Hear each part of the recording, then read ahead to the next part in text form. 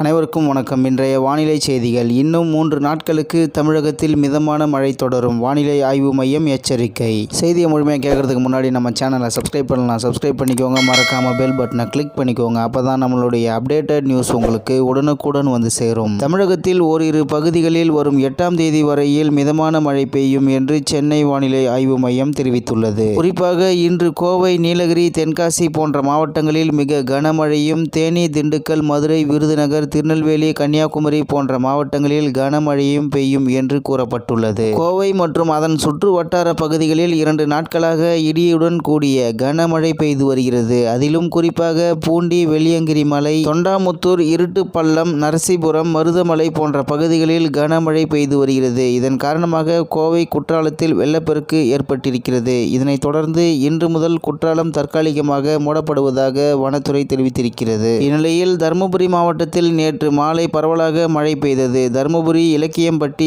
செந்தில் நகர், வட்டம்பட்டி, நல்லம்பள்ளி மற்றும் அதன் சுற்று வட்டார பகுதிகளில் பரவலாக மிதமான மழை பெய்து வருகிறது. இந்த மழை விவசாய பணிகளை ஆரம்பிப்பதற்கு பயனுள்ளதாக இருக்கும் என்று விவசாயிகள் நம்பிக்கை தெரிவித்திருக்கிறார்கள். அதேபோல கொடைக்கானல் மற்றும் அதன் சுற்று வட்டார பகுதிகளில் 2 மணி நேரத்திற்கு மேலாக காற்றுடன் கூடிய சாரல் மழை பெய்தது. நாயுடுபுரம், எரிச்சாலை, அப்சர்வேட்டரி, மூங்கில்கால், அண்ணா சாலை போன்ற நகர் பகுதிகளிலும், வில்பட்டி, பல்லங்கி, பாறைப்பட்டி, அட்டுவம்பட்டி போன்ற பல்வேறு மலை கிராமங்களிலும் காற்றுடன் கூடிய சாரல் மழை பெய்தது. இந்நிலையில் தொடர் மழை காரணமாக நீலகிரி மாவட்டத்தில் உள்ள 4 தாலுகாவில் உள்ள பள்ளிகளுக்கு மட்டும் விடுமுறை என மாவட்ட ஆட்சியர் அறிவித்துள்ளார். அதன்படி நீலகிரி மாவட்டத்தில் தொடர்ந்து பெய்து வரும் மழை மற்றும் காற்றின் காரணமாக இன்று 6/7/2023 ஒருநாள் மட்டும் உதகை, குந்தா, கூடலூர் மற்றும் பந்தலூர் ஆகிய தாலுகாவில் உள்ள பள்ளிகளுக்கு மட்டும் விடுமுறை அறிவிக்கப்பட்டுள்ளது என்பது குறிப்பிடத்தக்கது. இத்துடன் இன்றைய வானிலை செய்திகள் நிறைவு பெறுகிறது. நன்றி, வணக்கம்.